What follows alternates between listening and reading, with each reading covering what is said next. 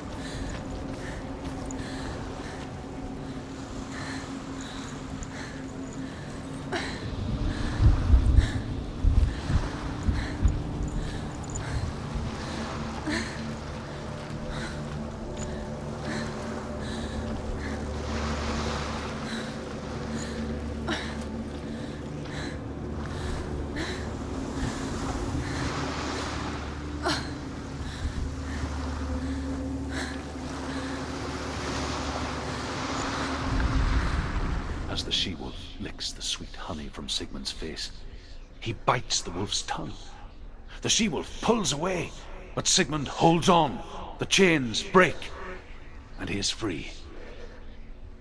After his escape, Sigmund lives like us, hidden in the forest. His enemy, King Siggeir, believing him dead, as his sister plots revenge.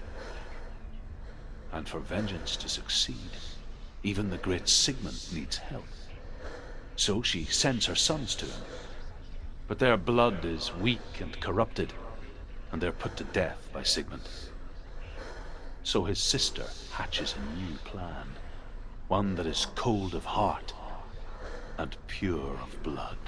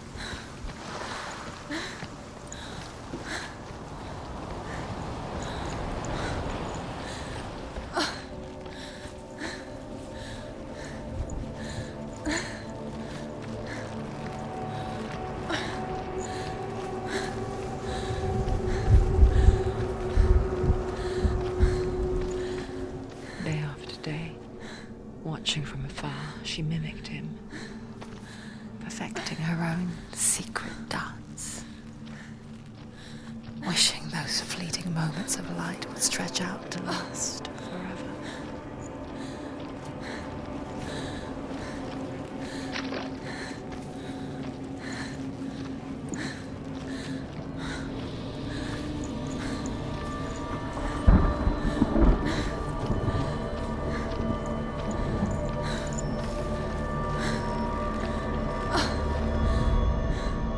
Sigmund's sister trades shapes with a sorceress, and in disguise, she lies with her own brother.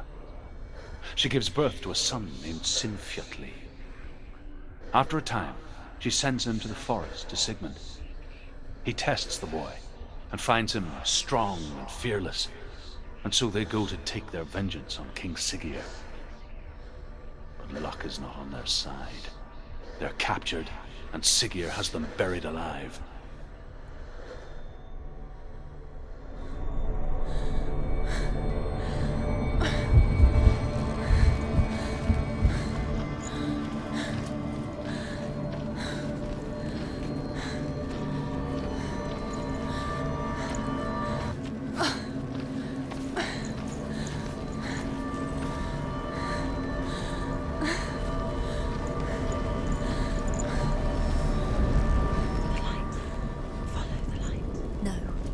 It's a trick. It's an illusion. It's not real. Do you really think it's real? You want to believe it's real, but it's a trick. You're deluded. Where are you going? Where is she going? What is she planning? You can't even fight. It's just a deception.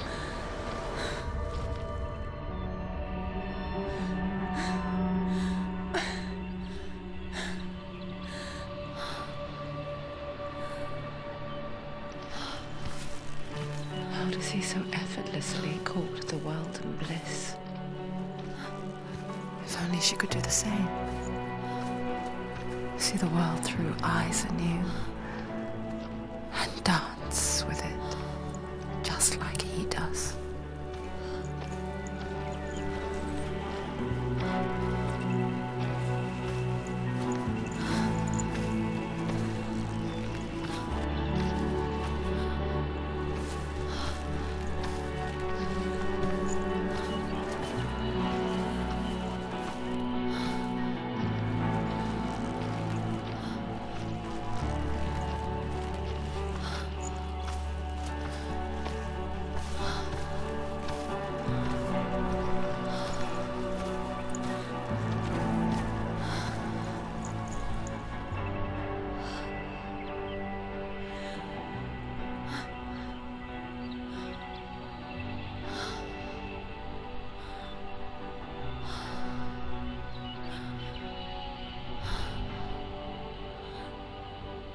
What's your name? Senua. I haven't seen you before. I don't leave home much. Oh, Zeno's daughter. I have to go. Wait. Who taught you to fight like that? No one. No one. Well, I watched you, and You learnt all of that from watching me? You should become a warrior, you know. me?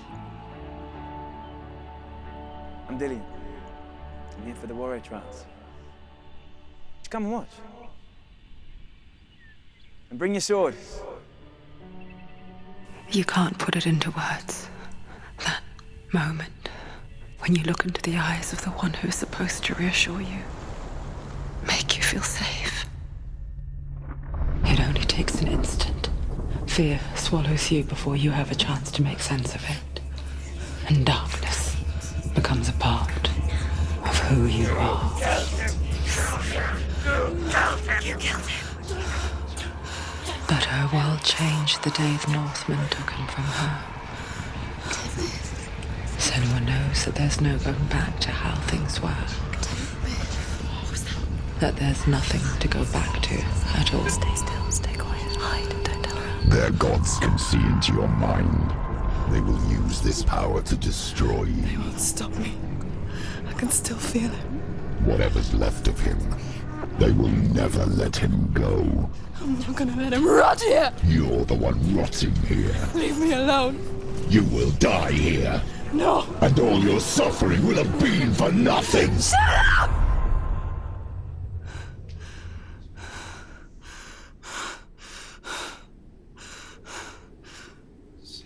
Dillion? Is that you?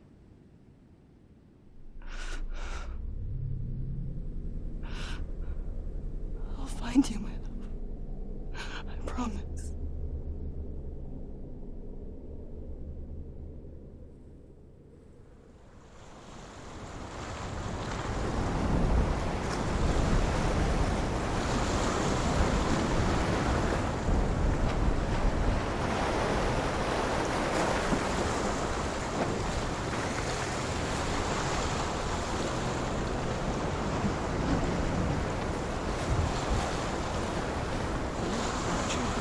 Can you see him?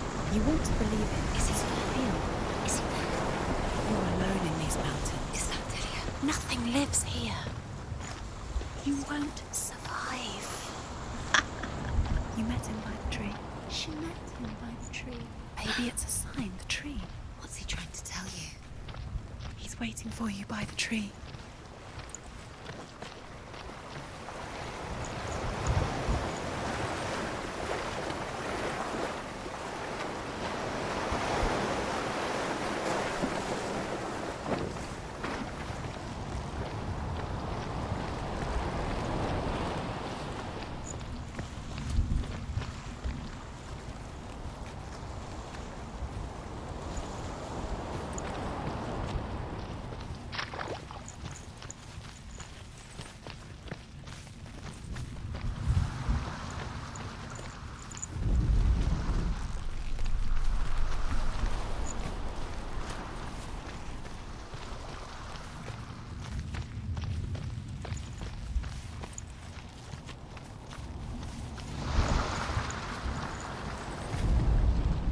As Sigmund and Sinfjotli are being buried alive, Sigmund's sister throws an armful of straw into the grave mound.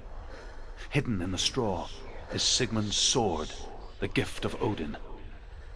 They cut their way out of the grave mound and set fire to Siggeir's hall. The king burns to death. Sigmund calls to his sister to come out so that she may live and be honored. She does come out, but only to tell him the truth. That she had slept with him, her brother, to beget a strong avenger. I am not fit to live, she says, and walks back into the fire. Strike vengeance from your heart, Senua, as there is always a heavy price to pay.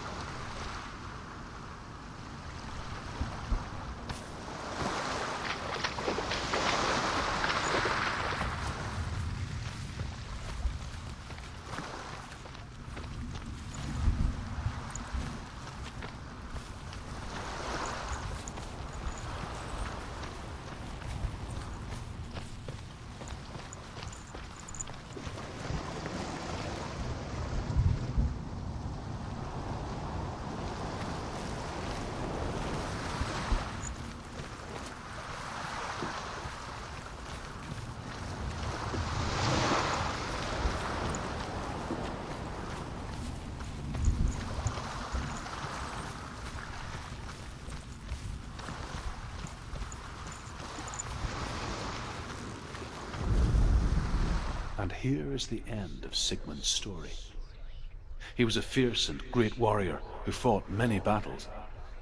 But one day, an old man came onto the battlefield. Although shadowed by a hood, Sigmund saw that he only had one eye.